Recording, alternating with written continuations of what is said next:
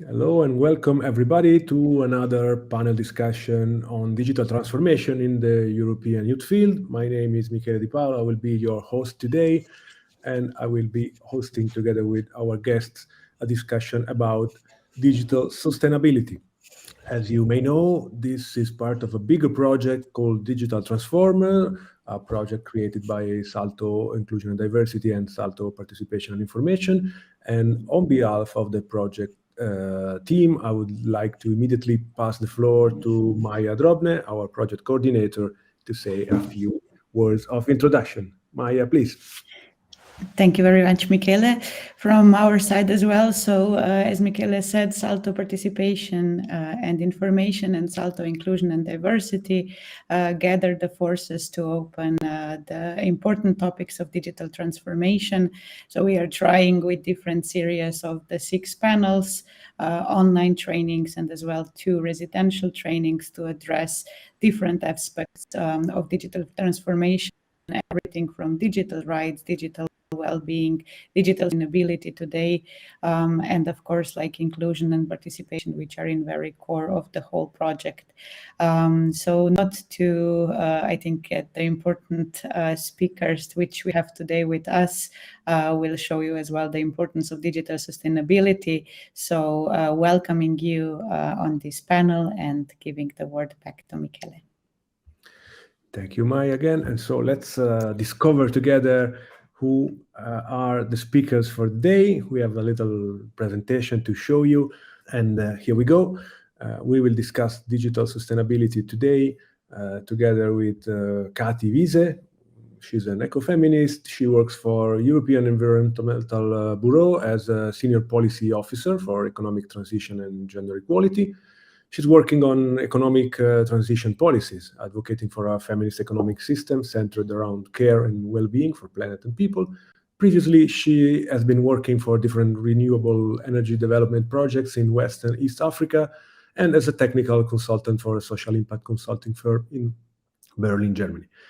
She has been investigating gender and impacts of environmental policies in the Global South and Europe, publishing scientific articles on that nexus. So, Kati, and we will also have Kris De Decker. He's the author of Low Tech Magazine, an online publication that refuses to assume that every problem has a high-tech solution only. He wrote for the Demand Center at Lancaster University in the UK, which researches energy demand in relation to social practices. He's the co-founder of the Human Power Plant, an art project that's investigating the possibilities of human power production in a modern society. And he was reporting on cutting-edge science and technology as a freelance journalist for newspapers and magazines. He was born in Belgium and now lives in Spain. And last but not least, we will have Jerry McGovern.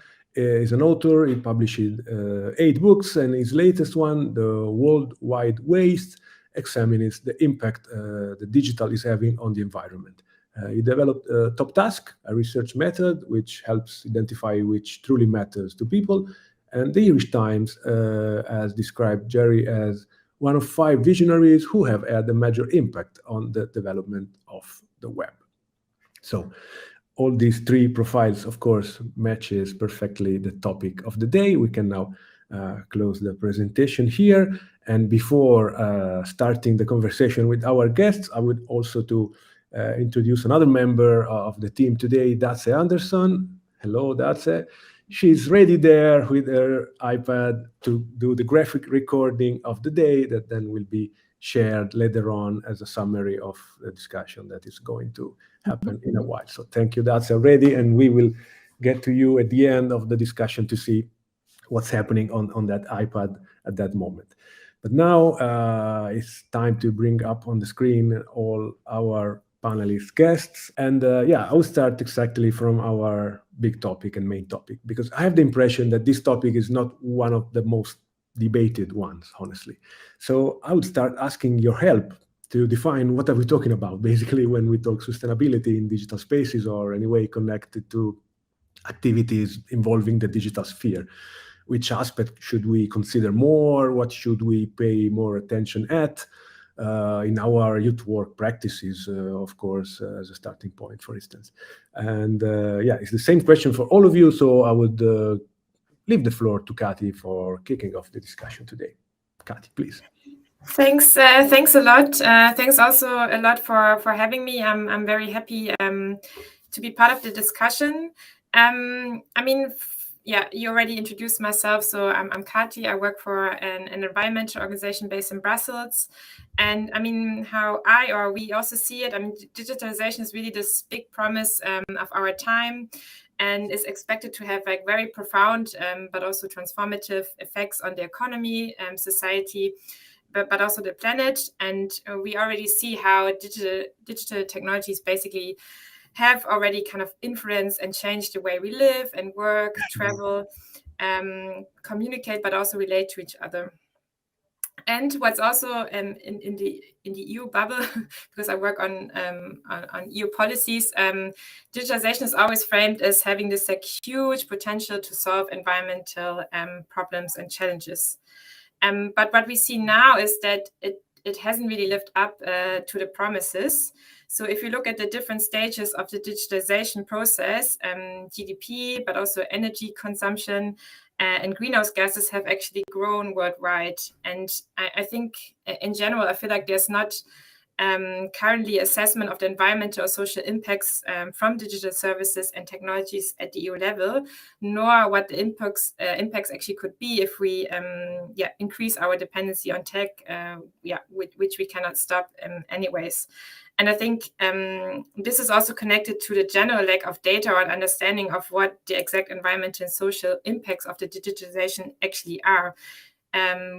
Because there's no doubt that the production of digital infrastructure, so when we think about laptops or computers, etc., are actually dependent on the exploitation of our natural resources in Europe, but also beyond, while we are already overshooting planetary boundaries.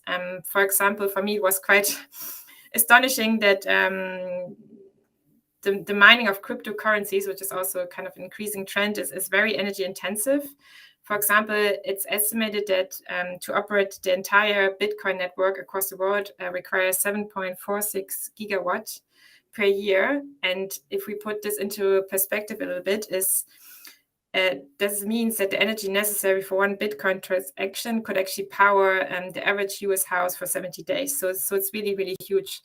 And what does it tell us? It tells us, and I think that's also relevant when we talk about sustainability, but also here for engaging with youth on the topic, is that we need a more holistic and also nuanced approach to the digitalization, because digital tools are not inherently good or bad, but I think it's the way they're being used and directed right now. And if we redirect our practices, policies, etc., I think they do have a lot of potential to foster sustainability when we think about knowledge sharing or sharing goods, etc., in a digital space, or also when we think about prosumerism, so the fact that decentralized energy production is actually made possible by the digitalization of the energy grid.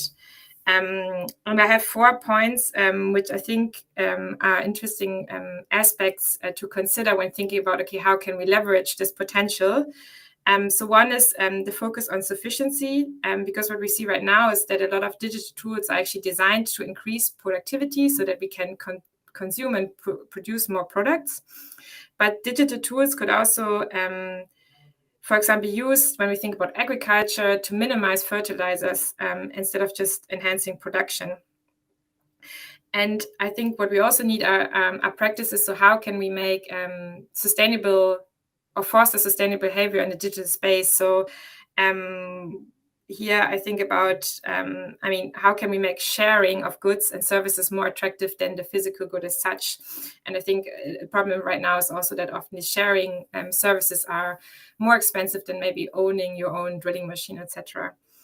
Then another point I want to make is the substitutions. So I think digital tools can actually have a potential if they actually replace the physical good. So what we see often is that the digital tools just are just an add-on. But if I think about video conferencing, for example, it should actually replace the travel that we would do otherwise. Another important thing I want to mention is also the infrastructure that we have. So we need to reduce actually the environmental impact of the laptops, computers, etc. So how can we ensure the products have a longer life cycle, can be repaired, etc. So these two also need to go together. And a last point I wanted to make, I think it's also very important to think about like who is actually developing technologies, as the market right now is heavily dominated by a few big players who also have a lot of power. So what about actually also thinking about open source or cooperative business models that are targeted towards social environmental goals instead of just profit maximization? So maybe I would, leave it here for now. Thank you very much, Kati. Yeah.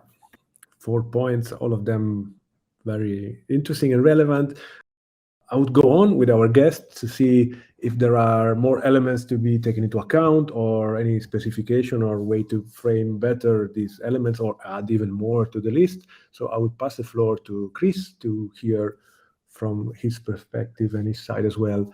What are we talking about when we talk digital sustainability? And again, if these 4 elements are enough to frame it, or if we need more, and which one this more could be. Kris, please, the floor is yours. So indeed, we have been told, the internet was sold to us as a kind of sustainable alternative for many physical things. And I guess that's the reason why many people actually think that that is the case, and they're not really aware of the high energy use that is behind it. But of course, the infrastructure, like any other modern technology, it's based on a massive infrastructure, a lot of resource use. That is now becoming more clear, I think. More and more people are aware of that. But what bothers me, or what I think is problematic, is that people think we're going to solve it with just adding renewable energy to the mix, or we just power the whole thing with wind turbines and solar panels, and then it's solved. But I think what is very important to address the energy use of the internet is that we look at the trends that are causing the energy use to increase continuously. And what I learned is that there's at least 3 of these trends. First is that the content on the internet is getting heavier. Like just in real life, if you have to transport something from one place to another, the heavier it is, the more energy you're gonna use. So the average website in just 10-year time became like 3 times heavier, and on the mobile even 10 times heavier.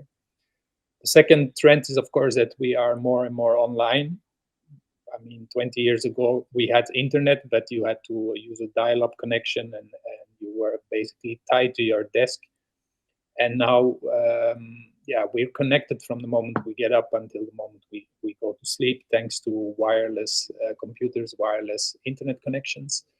And then third, you have the whole capitalism working behind the screens in the form of cookies and advertisements and trackers, and which also causes a lot of data traffic that's actually not even about content. It's just about making money with the internet. So those trends need to be addressed, I think, when you want to solve the problem. Of course, renewable energy is part of the problem, part of the solution, but it has to go together with what Kati said, also sufficiency. That's how you could summarize it.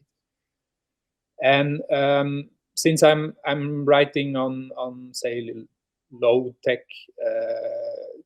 technologies, kind of sustainability and doing it through a website. I also, in 2018, we made a solar-powered website that actually addresses these trends by basically going back to the early 90s and taking inspiration from the websites that were built in those times, which were by definition energy efficient and very low energy use, because we had very slow internet connections and much slower computers.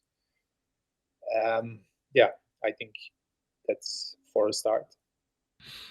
Thank you very much, Kris, also for introducing other elements, other topics to be taken into account, platforms, surveillance capitalism from one side, and green renewable energy sources from the other side. Then I would pass now the floor to Jerry from his side as well, ideas and definitions and information to help our audience to understand better what are we talking about when we talk about digital sustainability. We heard already a few points. Let's see if we can add more or anyway get more insight about what is already on the table, or better framing or other comments. Jerry, the floor is yours, please. So digital is physical, and it is incredibly material intense. A typical smartphone can have up to 70 materials in its actual makeup, and hundreds of chemicals in the manufacturing process. The amount of mining for a smartphone can be somewhere between 60 to 90 kg just to get 130 grams of an end product. The CO2 in the manufacturing process for a smartphone is somewhere in the region of 60 kg. It can take 14,000 liters of water to make one smartphone, and we've made 15 billion smartphones since 2007. So digital is a very, very materially intense environment. The cloud is on the ground. The cloud is made up of 70 million servers. Each one of those servers cause somewhere between 1 and 2 tons of CO2 to manufacture. So we've got very, very materially energetic and pollution intense activities going on behind the scenes.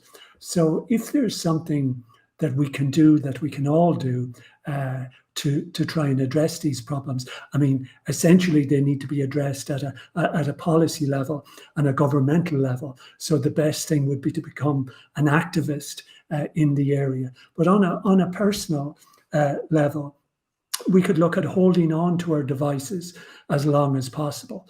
So the longer, if for materially intense devices, the longer you keep them in operation, the less damage you're doing to the overall environment. So we should be aiming to have phones that last for 10 years and laptops that last for 20 years in the process. So try and get your phone repaired. Try and get involved with repair cafes if you've got technical skills. Make it fashionable to have an old phone rather than fashionable to have a new phone. Let's celebrate things that are old rather than constantly obsessing about having things that are new. So hold on to our physical devices as much as possible. And then from the data side, let's hold on to our data as little as possible. Let's clean up, let's delete. Currently, there's something like 9 trillion photos stored in the cloud. Now, 9 trillion photos allows you to take a photo 1,100 times of every man, woman, and child on this planet. 9 trillion photos. We took more photos in 2019, 1.4 trillion photos in 2019. We took more photos in 2019 than we took in the entire 20th century. And the vast majority of things, whether they're photos or other videos that we take today, a couple of months later, they will never be accessed. 95% of data is not accessed 3 months after it is first stored. So we are the generation of digital waste. They're not data centers, they're data dumps.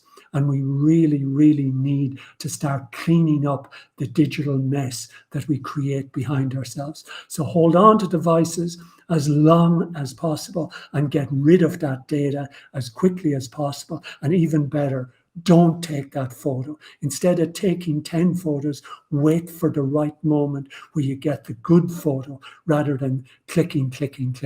Thank you very much, Jerry. Also for these impressive numbers. Hearing these kind of numbers is also a very easy way to figure out the scale of this thing, that we are not talking about digital archive, but talking about digital dumpsters. I guess it will stay with me for quite a while. So maybe starting back exactly from Jerry, I want to read, Jerry, the introduction to your last book, Worldwide Waste. I have here a few lines of the introduction, which says, "Every time I tweet, do a search, check a web page, I create pollution. Digital is physical," as you just mentioned. Those data centers are not in the cloud. They are on land in massive physical buildings packed full of data centers and packed full of computers hungry for energy.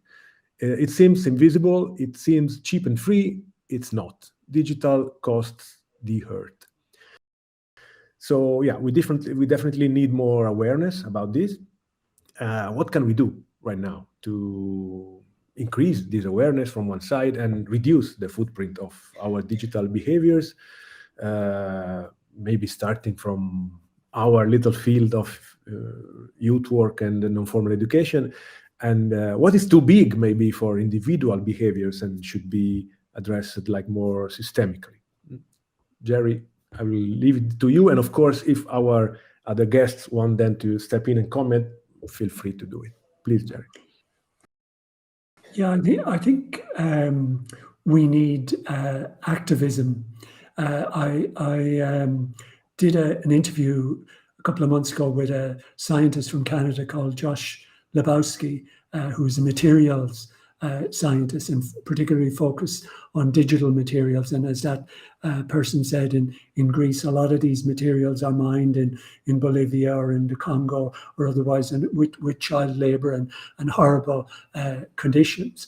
And I asked him at the end, what were the things that he would recommend that we should do to get to a better place with digital.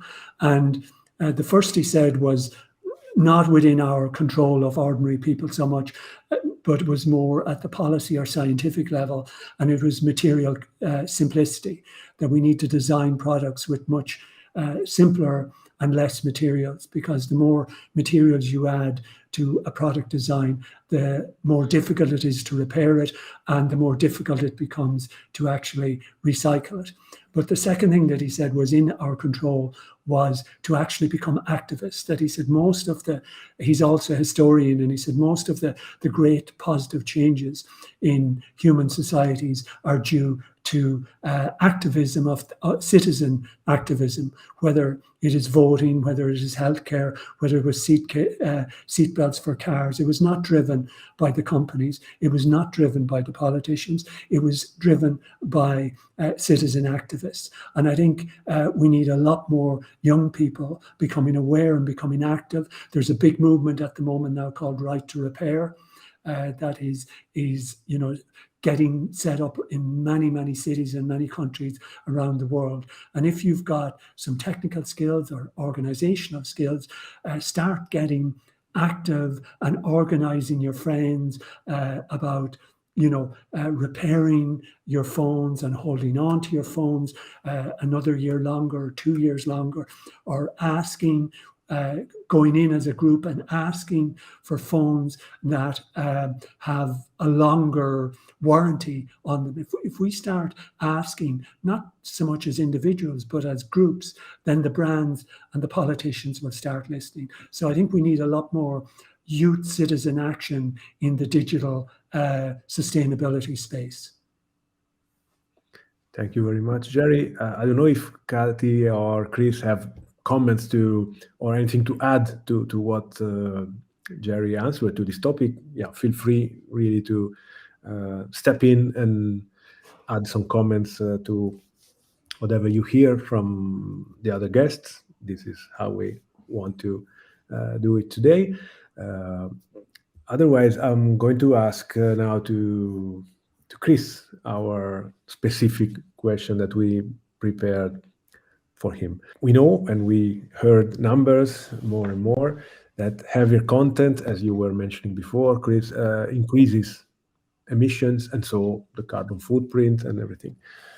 We also know that surveillance capitalism platforms are promoting, as you said, as you mentioned, a lot of data exchange just for the sake of exploiting, extracting, as they say, information for themselves to profit on. So how we could address these issues and maybe other issues from a low-tech point of view. You are the author of this webzine. Can I use the name webzine, which was the fashionable way to call it probably too many years ago, but called low-tech, exactly. So how can we use a low-tech approach as much as possible, thinking about, of course, youth work and non-formal education as a starting point, but of course, also getting wider in our consideration. How a low-tech point of view could help us in addressing these issues and more issues connected to digital sustainability. Which would be your recommendation, Kris? Well, I think the software is very important. So what Gary says, of course, it's a problem in itself, the fact that our devices are not lasting long. And that's not just a problem with smartphones. It's with washing machines and cars, and everything is designed to break quickly. But with internet, there's another extra aspect, and that is that why do we change our laptop or our smartphone every few years? Because it's getting slow. It's like it's not handy to use anymore because everything is getting slow. But why is it getting slow? Because everything is getting heavier. And so what drives actually the constant replacement of devices is this fact that the software gets heavier and heavier. And so if you want to stop this huge waste of devices and the child labor in the mines and stuff, you have to actually focus on the software more than on the hardware. Everything that Gary said about repair is true, but by itself, it's not enough. You have to address the software issue, or people will be forced to switch device anyway. Another thing that is kind of more a remark to the earlier what discussion is that the systemic issues, like what you see, what governments are doing in Europe, for example, is actually pushing us onto the internet and pushing more and more daily services on the internet. So one of the trends now that is on their way is, for example, the digitalization of money. So we have cash, which is a very low-tech means of payment, which is thousands of years old. And the plan is now to replace it by digital money. But again, you are something that works perfectly in the real world. You're gonna move it towards the internet, and you're gonna add a lot of energy use. And not just that, it's also a very vulnerable system. If the data center breaks down, if there is somewhere a technical problem, you cannot pay anything anymore. So it's really that push from governments, and in Europe it's as strong as in the US, towards increasing digitalization, that somehow should be stopped and even reversed. Because I think part of the problem is designing more, say, lightweight software, lightweight applications. But another part of the solution is also to take things back from the internet into the real life. And money is one problem, but anything, like from dating apps to Facebook, and because of course Facebook, Instagram, all these things are also kind of substitutes for person-to-person communication.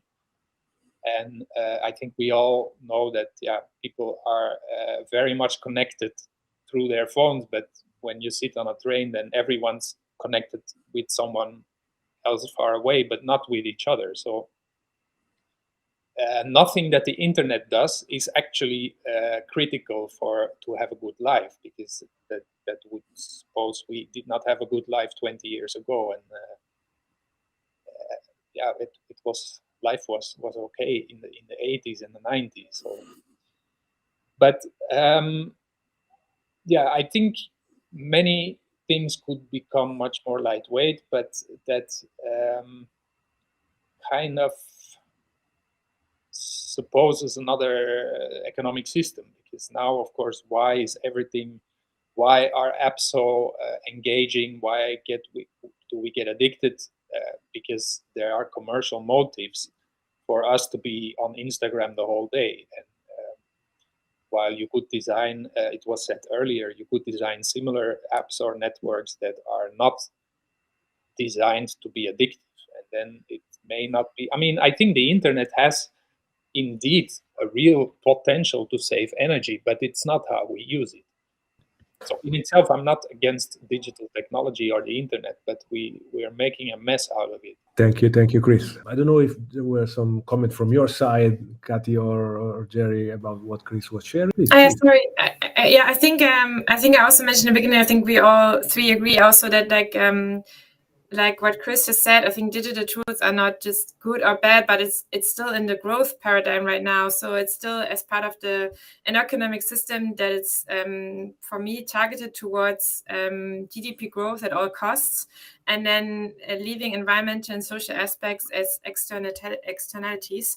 Whereas I think we need a system, or we need to make digitalization like fit for a post-growth society, as high growth rates are anyways a relic of the past due to the planetary boundaries, but also other factors. So I think we need to have an open discussion in society. Okay, what does digitalization mean, and how can we create it in a sustainable way? So I also made me think again what Kris just said, that actually governments right now are really exactly pushing us in the opposite direction, and also perpetuating existing inequalities of, I don't know, old people maybe not really don't have the necessary skills to now do their bank statements. But then I'm also from a village, there's not even one bank anymore. So what does it actually also mean for certain parts of society, and how will this maybe even also perpetuate the divide between rural and cities? Thank you, Kati. We were mentioning your area of expertise, gender equality, economic transition, gender impact of environmental policies. Very interesting. It would be very interesting for me to know more about it, just as I hear it. But then I would ask you especially to help us use this kind of perspective to look at the impact of digital transformation and to help to understand what would we notice then, assuming this point of view of, for instance, a gendered perspective towards sustainability or anyway digital transformation. Kati, please. I mean, for me, this is also connected. So if we want to achieve a sustainable transformation of the digital transformation in a holistic way, that also means that alongside environmental concerns, we also need to consider social and gender justice aspects. And I think that's also been mentioned by Zoe, like what about like the human rights aspects or the working conditions, etc. And I think that this is really not happening right now. I think we're still in this kind of silo thinking. So sustainability is mostly green, but actually sustainability and we already in school had this like kind of Venn diagram is about economic, social, and environmental aspects. Because the digitalization is said to have like this immense potential for environmental protection, but then also there are also many studies say, it will also empower women and vulnerable groups, etc. But the reality is right now that to a large extent, because the digital sphere operates in the same system that we see in the real life, is kind of perpetuating existing patterns of gender equality, because the digital economy as it's now designed fails to actually break the patriarchal structures of our current system. And what do I mean by patriarchal structures is this belief or ideology that men are superior to women, and also a society where masculine connotated values are the predominant ones. And I think we do see examples of this. So when I think about the digital gender divide, due to still persistent social norms, but also gender stereotypes, prevents actually many women from even accessing internet or education, etc. And this we can see, for example, that in the science and technology sector, there's still I think 8 out of 10 jobs in the sector are actually held by men. And the lack, I mean, as participation is also always key, the lack of women in these sectors also then leads to the fact that robots or algorithms are predominantly designed for a certain part of society, and this is at the moment still white men, and this then also again perpetuates stereotypes and patriarchal values.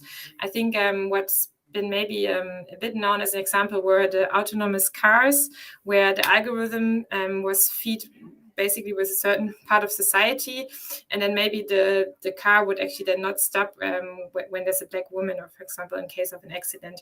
So I think this is a very important point. And another point I wanted to mention is that studies also show that the promise that digitalization will improve the work-life balance of women through teleworking and digital devices has not been fulfilled, because of the fact that women are still responsible for most of the care work. And I think this has also been very, again, sadly highlighted during the COVID pandemic, whereas also often it fell on women, the care work. So what can we do to break this? Again, I think, first of all, it's a new economic system, but then also the need to really radically restructure the digital economy, so that the governance of our data and also the architecture of our digital devices can actually enable sustainable but also democratic and gender and social just societies. So one point I think it's really important, like we have to integrate gender and social justice aspect into environmental and digital policies. So we need to mainstream it. It needs to be kind of on top. It's not happening right now. We need to make the digital space also safe. So the governance of our data must actually be done in a way that protects and promotes women's and human rights, and prohibits data business models that actually violate the privacy and the autonomy of all of us. And there are a lot of business models now that they even profit from sharing misinformation. And I'm coming back to my previous point. I think also, like, how can we actually help big tech companies accountable? So they also need to actually pay their fair share of taxes. They need to implement social protection measurements, etc. And there also need to be actually commitments to address the gender biases that we see now in our tech design. And I think another important aspect is also, okay, how can we actually close the digital skills gender gap? And here I also think it's important to also focus on the empowerment of young people or young women. So on the one side, I think, yeah, we need to, or there needs to be discussion, okay, what's happening now in the digital space and what are the risks?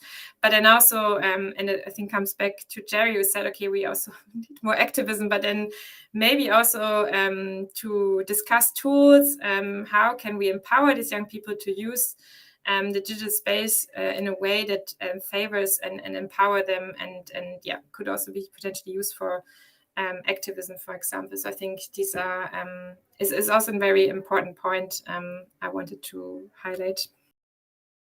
Thank you, Kathy. I was mentioning quite some comments, so let me try to summarize what's happening in our comment section. Some comments that can also become easily questions, especially addressing digital behavior in education.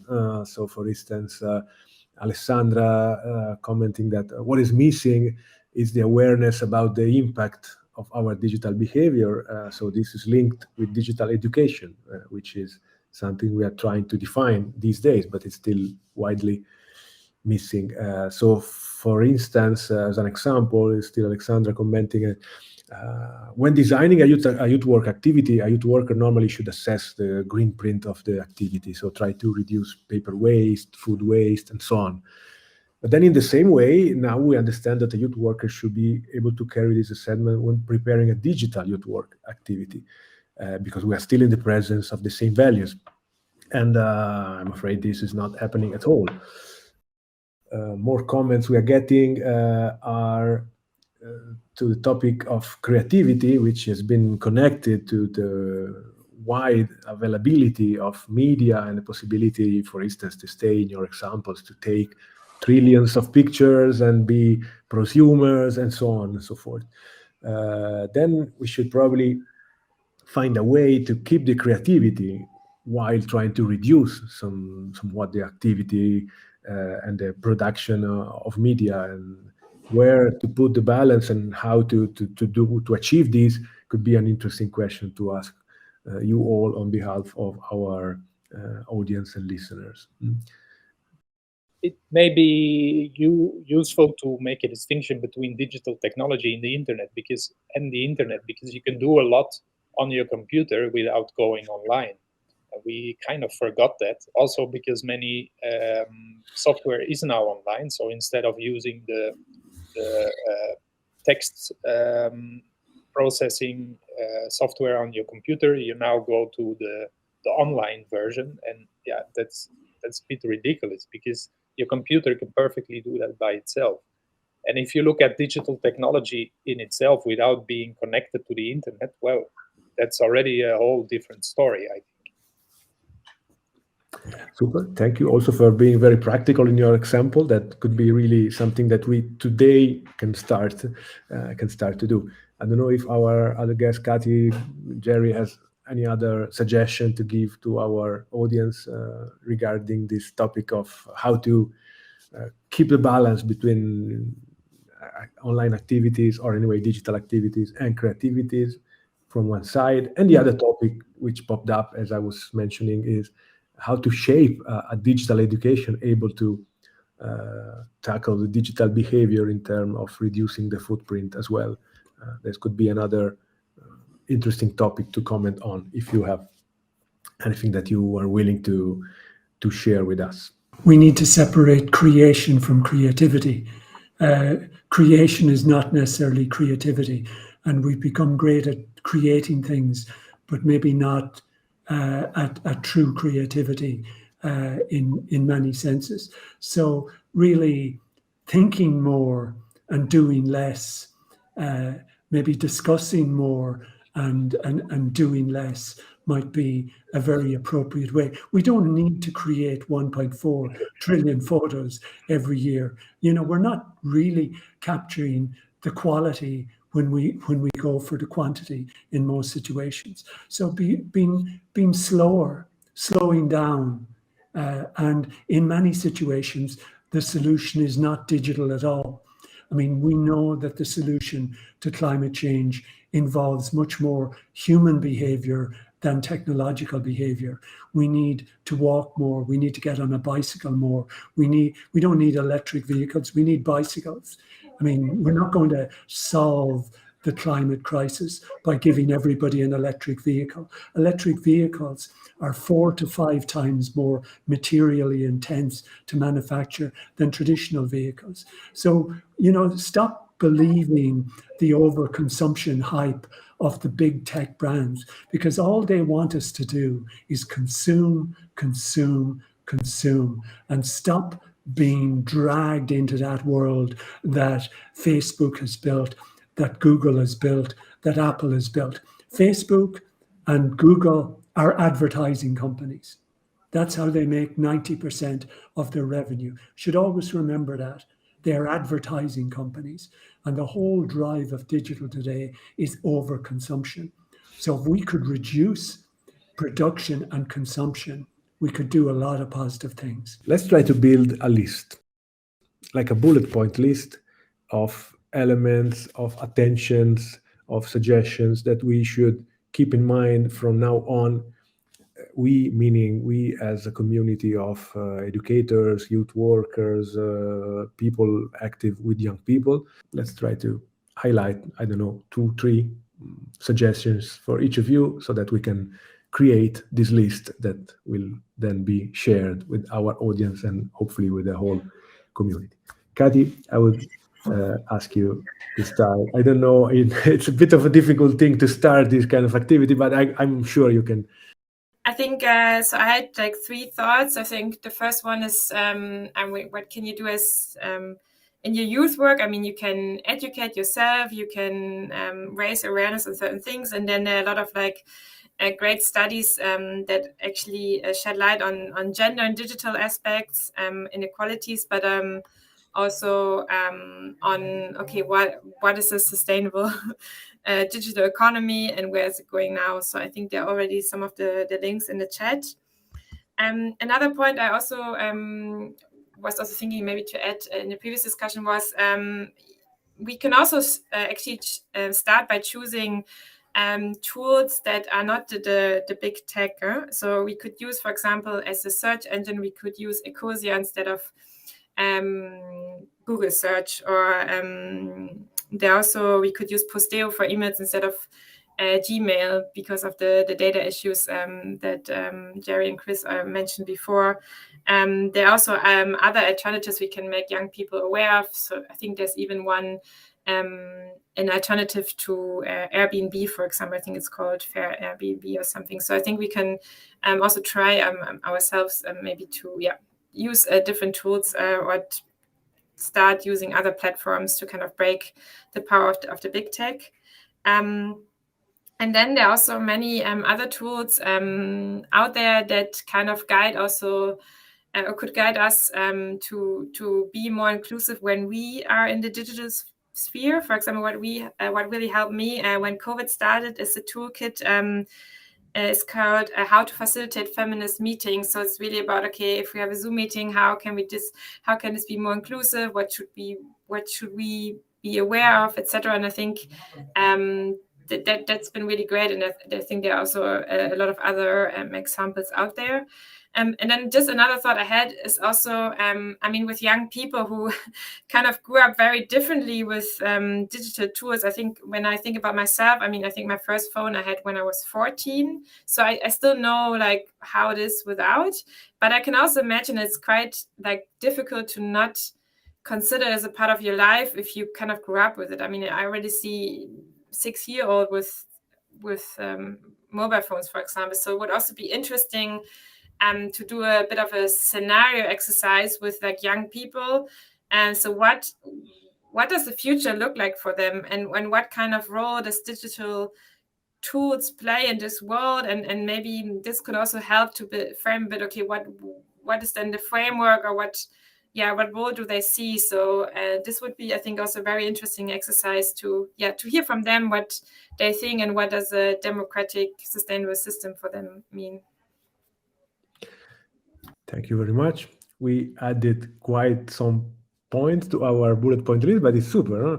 Different tools to fight the power of big tech, more inclusive in the digital domain. So, for instance, the toolkit, How to Facilitate a Feminist Meeting, thinking with young people about the future, how the future would look like for them. So I would now maybe give the floor to Kris to add something more to this list and to make this discussion more concrete in the end, please. Yeah, I think it's very true what Kati says, and I'm in school now, and I was had to teach, and there's like in their early 20s, these people, and I asked them who does not have a smartphone. Of course, nobody raised their hand. They all have a smartphone. And then I asked,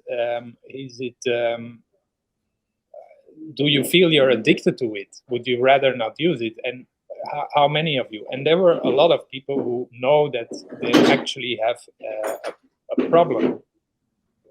So I think there is a kind of chance to make these kids aware of the fact that they can actually live without these technologies, and try to stimulate this, like everything that that is now we using the internet for, you can do it without the internet.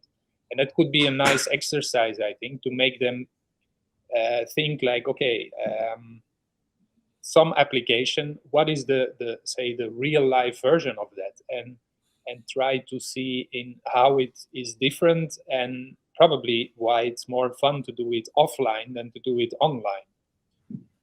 Because, okay, we are all kind of addicted to the screen, but it's really an addiction in the sense of, it's a drug addiction in the sense that we don't really want it. It's not that we are kind of, yeah, it's addicted to it. And so, yeah, what do you do with a society full of addicts? We need to detox, and that's a bit the challenge, I think.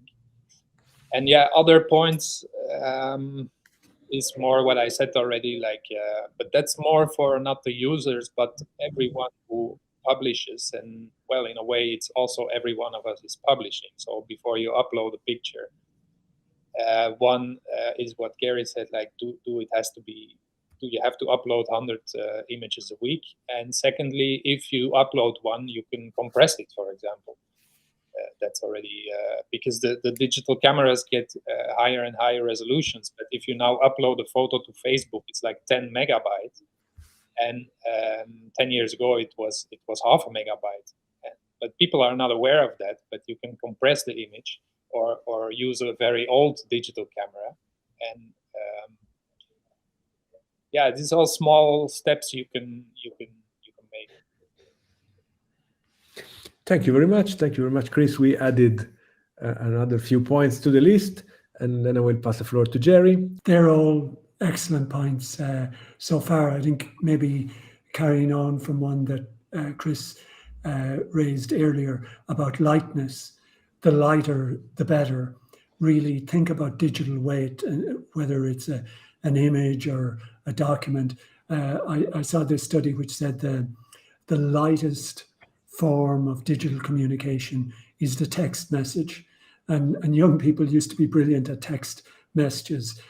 So if you want to be the most environmental, start texting again. And even this